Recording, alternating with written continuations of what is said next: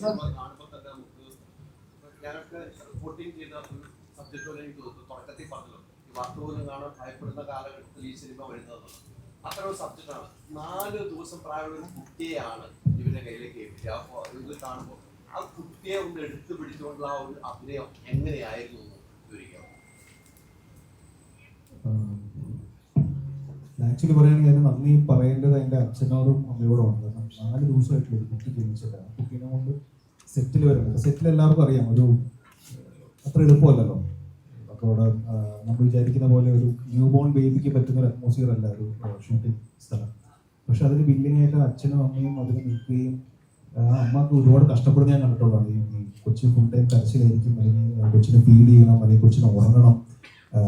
4 ദിവസമല്ലേ ആയുള്ളൂ. അപ്പോൾ നമുക്ക് എല്ലാവരും ഡിസ്റ്റർബാണ്. കാരണം കൊച്ചിനൊന്നും സംഭവിക്കരുത്. കാരണം പല അസുഖങ്ങളും വരാൻ സാധ്യതയുള്ളതാണ് ഇനീഷ്യൽ കുറച്ച് ദിവസങ്ങൾ അല്ലെങ്കിൽ ആഴ്ചകൾ എന്ന് പറഞ്ഞു. പക്ഷേ ഈ സബ്ജക്റ്റ് നടക്കണമെന്ന് എനിക്ക് തോന്നുന്നു അഖിലിന് ഭയങ്കരമായിട്ട് ആഗ്രഹം ഉണ്ടായിരുന്നു. അഖിൽ അതിനു വേണ്ടി ഫുൾ സപ്പോർട്ട് ചെയ്ത് അതിൻ്റെ കൂടെ നമുക്ക് എല്ലാവർക്കും ടെൻഷനാണ്. കാരണം എന്തെങ്കിലും ഈ കുട്ടിക്ക് സംഭവിച്ചാൽ അത് നമുക്ക് ഭയങ്കര വിഷമം ഉണ്ടാകുന്ന ഒരു കാര്യമാണ്.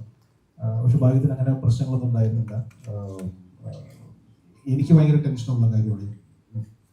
ജനിച്ച കുട്ടികൾ എടുക്കുക എന്ന് ഭയങ്കര പാടാണ്.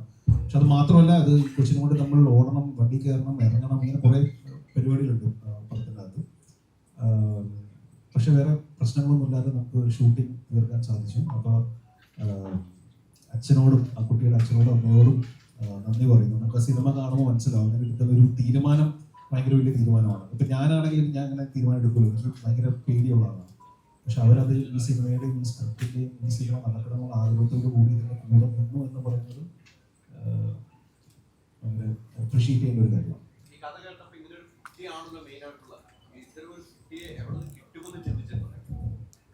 ഞാൻ ചോദിച്ചു. അപ്പോൾ അത് ഓൾറെഡി അവർ എനിക്ക് തോന്നുന്നു അവരായിട്ട് സംസാരിച്ച് അതെല്ലാം ഓക്കെ ആണെന്നാണ് എൻ്റെ വിശ്വാസം.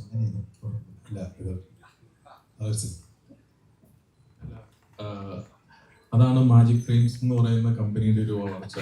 കാര്യം മാജിക് ഫ്രെയിംസിലെ നമ്മുടെ സിനിമകളിലെല്ലാം നോക്കുന്ന ആളാണ് അഖില്, സന്തോഷ്, അങ്ങനെ ഇതുണ്ട്. അപ്പം ഈ ടാസ്ക് ആരെടുക്കും? അപ്പം അഖിലിനെ സംബന്ധിച്ച് അഖില് കുറച്ച് ജൂനിയർ ആണ്. അപ്പൊ ഇങ്ങനെ കറക്റ്റായിട്ട് ഒരു ഇത്ര ദിവസമുള്ള ഒരു കുട്ടി വരണം, അപ്പം അഭിനയിക്കണം, ഒപ്പം ഉണ്ടാവണം. അപ്പൊ ഇത് പുറത്തുനിന്ന് ഇങ്ങനെ ഒരു കുട്ടീനെ കിട്ടുമെന്ന് ഡൗട്ട് ഉള്ളത് കൊണ്ടിട്ടും നമ്മുടെ ഒരു വിഷമം ഈ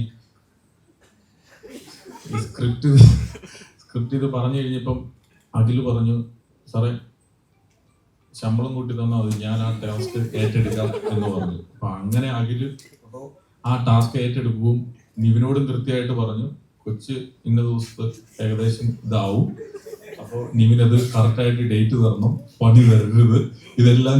അല്ലെങ്കിൽ സാധാരണ ഇതിന്റെ ഡേറ്റുകൾ ഇപ്പോൾ ഒക്കെ മാറിപ്പോവാലോ, പ്രീവിയസ് സിനിമകളുടെ എന്തെങ്കിലും ഡേറ്റ് ക്ലാസ് കൊണ്ടിട്ടോ അങ്ങനെയൊക്കെ. അപ്പൊ അതുകൊണ്ട് അത്രയും അധ്വാനിക്കുന്ന വർഗത്തിന്റെ ഒരു ഭാഗം നിലയിൽ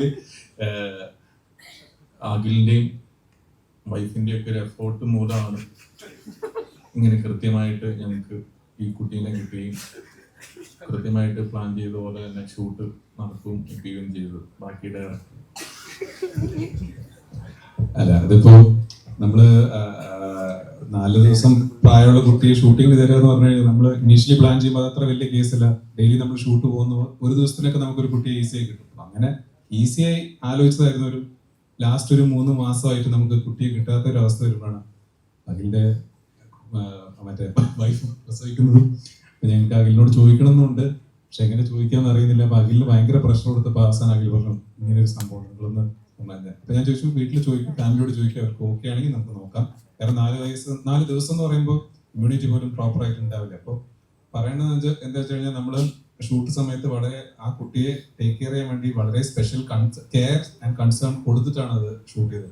അതിന്റെ സേഫ്റ്റി നോക്കുന്നതും നമ്മൾ ട്രിവാൻഡ്രം ഏപ്രിൽ മെയ് എന്ന് പറയുന്നത് ഭയങ്കര വെയിലുള്ള സമയമാണ്. അപ്പോൾ വളരെ മിനിമലായിട്ട് നമ്മൾ എക്സ്പോസ് ചെയ്യുക. നമ്മൾ അഥവാ ഭയങ്കര സിൻസ് ഈ സിനിമ റോ ആയിട്ടൊരു സ്പേസിൽ ഷൂട്ട് ചെയ്യുന്നതുകൊണ്ട് കുട്ടിക്ക് അതുകൊണ്ട് പ്രശ്നം ഉണ്ടാകുക പറയുന്നത് ഒരുപാട് സ്പേസുകൾ നമ്മൾ സെറ്റ് ചെയ്യേണ്ടി വന്നു. സെറ്റ് ചെയ്ത് അതിനെ സാനിറ്റൈസ് ചെയ്ത് അങ്ങനെയായിരുന്നു കുട്ടിയെ വെച്ച് ഷൂട്ട് ചെയ്തു. സോ അതിന് എല്ലാ പ്രിക്കോഷണറി മെഷേഴ്സും നമ്മൾ മാക്സിമം ശ്രമിച്ചിട്ടുണ്ട്. എന്നാലും big thanks to Akhil and his family. കാരണം ഞാൻ പോലും ചിലപ്പോൾ എൻ്റെ സിനിമയ്ക്ക് എൻ്റെ കൊച്ചിനെ കൊടുക്കുന്ന കാര്യമില്ല.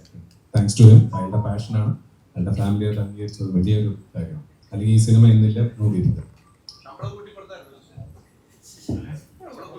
അവൻ അതിലും ബെനിഫിറ്റ് കിട്ടിയിട്ടുണ്ട്. ഹോം അപ്ലയൻസ് വാങ്ങാൻ ഒരിടത്ത്, ക്രോക്കറി വാങ്ങാൻ വേറൊരിടത്ത്, ഗാഡ്ജറ്റ്സ് വാങ്ങാൻ വേറെ എവിടെയോ ഒരിടത്ത്. അതെ, എന്തിനിങ്ങനെ പലയിടത്തും ഓടണം? മൈജി ഫ്യൂച്ചർ ഉണ്ടല്ലോ. മൊബൈൽ ഫോൺ മുതൽ ഹോം അപ്ലയൻസസ് വരെ എല്ലാം ഒരിടത്ത്. ഏറ്റവും കുറഞ്ഞ EMI. അങ്ങനെയാണെങ്കിൽ ഏറ്റവും കുറഞ്ഞ വില. ആഹാ, എന്നാ ഏറ്റവും കൂടുതൽ ഓഫറുകൾ. MyG future. Experience the next. MyG ആണ് ഫ്യൂച്ചർ.